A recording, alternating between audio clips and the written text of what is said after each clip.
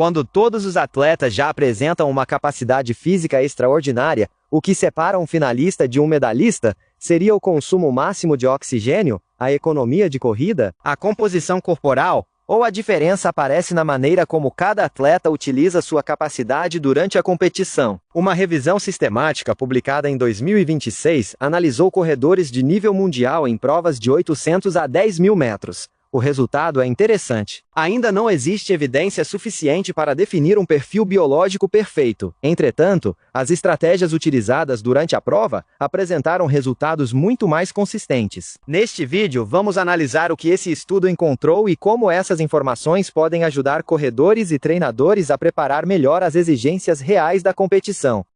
Os pesquisadores reuniram 39 artigos científicos. Desses, 23 investigaram corredores de meio fundo e 21 analisaram corredores de fundo. Alguns estudos foram incluídos nos dois grupos porque avaliaram mais de uma distância.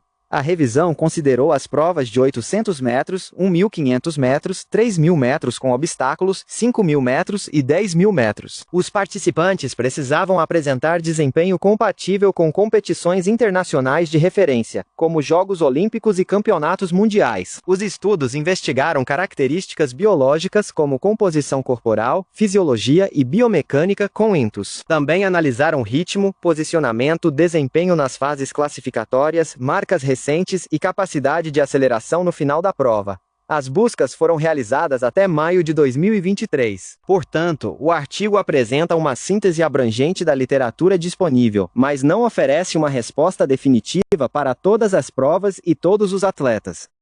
O primeiro resultado importante é que os pesquisadores não conseguiram definir um perfil biológico ideal para o corredor de elite. Isso não significa que a fisiologia, a composição corporal e a biomecânica sejam irrelevantes. Evidentemente, ninguém chega a uma final olímpica sem uma capacidade física excepcional. O problema está na qualidade e na quantidade da evidência disponível. Muitos estudos utilizaram amostras pequenas. Em alguns casos, os pesquisadores avaliaram apenas um ou poucos atletas. Além disso, cada estudo investigou características diferentes e utilizou métodos que dificultaram a comparação dos resultados. Com base nas evidências atuais, nenhuma variável isolada consegue explicar quem terá maior sucesso no nível de elite. Um valor elevado de consumo máximo de oxigênio, por exemplo, pode ajudar a caracterizar um grande corredor. Entretanto, esse valor não explica sozinho quem vencerá uma prova de campeonato.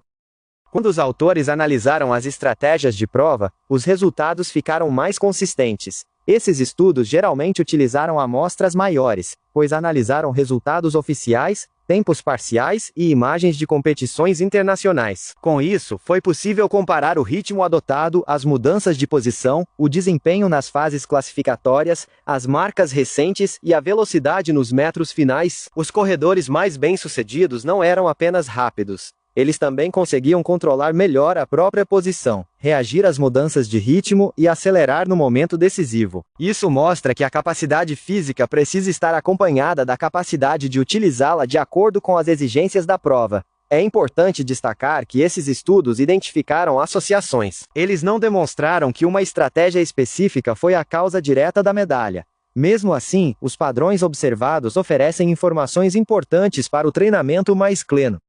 A capacidade de finalização foi o resultado mais consistente encontrado pela revisão. Os atletas mais bem colocados foram mais rápidos em pelo menos um trecho de 100 metros dentro dos 400 metros finais. Em outras palavras, os medalhistas não necessariamente dominaram toda a prova. A diferença apareceu quando a competição se aproximou do momento decisivo. Isso muda a maneira como devemos interpretar a arrancada final. Não se trata apenas de produzir velocidade máxima quando o atleta está descansado. O corredor precisa acelerar depois de vários minutos de esforço, com fadiga acumulada e enquanto responde ao posicionamento dos adversários. Por isso, conhecer apenas o ritmo médio da prova não é suficiente. No alto rendimento, a medalha pode ser decidida pela capacidade de mudar de velocidade quando quase todos os atletas já estão próximos do próprio limite. Nas finais de 800 metros, os primeiros 200 metros foram, em geral, o trecho mais rápido da prova.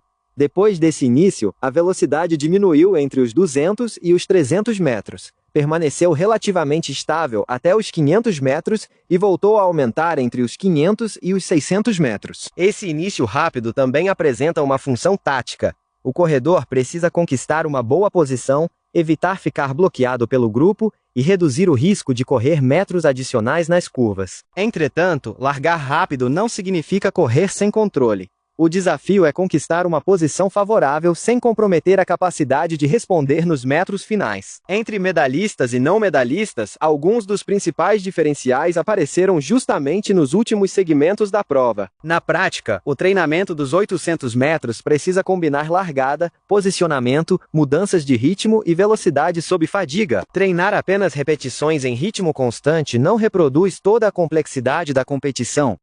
Nos 1.500 metros, deixar toda a aceleração para a reta final pode ser tarde demais. Os estudos identificaram um aumento progressivo da velocidade durante a segunda metade da prova. Na prova masculina dos 1.500 metros, a arrancada decisiva começou, em média, cerca de 240 metros antes da chegada. Esse padrão foi observado tanto em provas rápidas quanto em provas disputadas em ritmo intermediário. Por isso, o atleta precisa estar bem posicionado antes do início da aceleração. Se estiver preso no grupo ou distante dos líderes, poderá gastar energia apenas para encontrar espaço, enquanto os adversários já estão aumentando a velocidade. Uma possível aplicação prática é treinar acelerações progressivas a partir dos 250 metros finais. Não se trata apenas de realizar um sprint de 80 ou 100 metros. O atleta precisa sustentar uma aceleração mais longa depois de acumular uma carga semelhante à encontrada na competição. Nas provas de meio fundo, o caminho percorrido até a final também apresentou um padrão importante.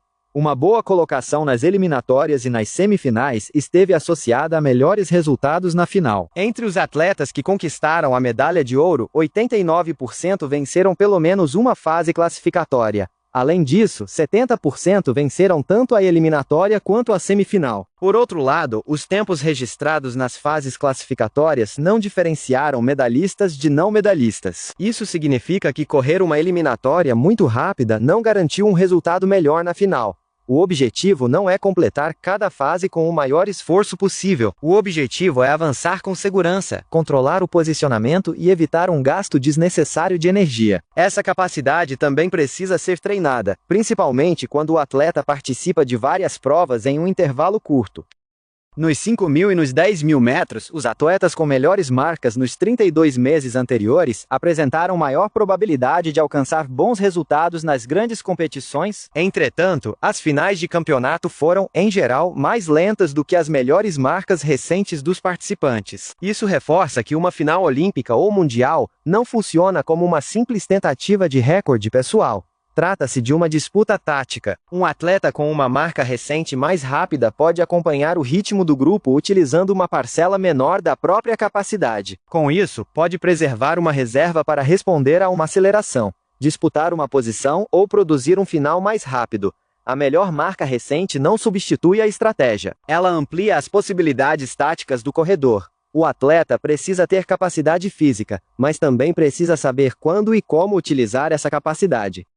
A principal mensagem desta revisão é simples. No Endurance de Elite, não basta desenvolver o motor. Também é necessário treinar como esse motor será utilizado durante a competição. Isso envolve desenvolver velocidade final, praticar acelerações sob fadiga, treinar posicionamento e preparar o atleta para as diferentes fases classificatórias. As sessões de treinamento precisam incluir mudanças de ritmo, tomadas de decisão e situações semelhantes aos momentos críticos da prova. Entretanto, os resultados precisam ser interpretados com cautela. A revisão identificou associações, não relações de causa e efeito. Muitos estudos sobre características biológicas utilizaram amostras pequenas. Alguns trabalhos analisaram as mesmas competições, o que pode ter aumentado artificialmente a consistência de determinados padrões. Além disso, apenas um pesquisador realizou a extração dos dados da revisão. Mesmo com essas limitações, existe uma mensagem prática importante. No alto rendimento, a capacidade física precisa estar disponível no momento em que a prova exige. Agora quero saber sua opinião. No seu treinamento, existe espaço para posicionamento, mudanças de ritmo e acelerações sob fadiga? Ou o trabalho ainda está concentrado apenas no ritmo médio? Se este conteúdo ajudou você a compreender melhor a ciência do treinamento, inscreva-se no canal e compartilhe este vídeo com outros corredores e treinadores.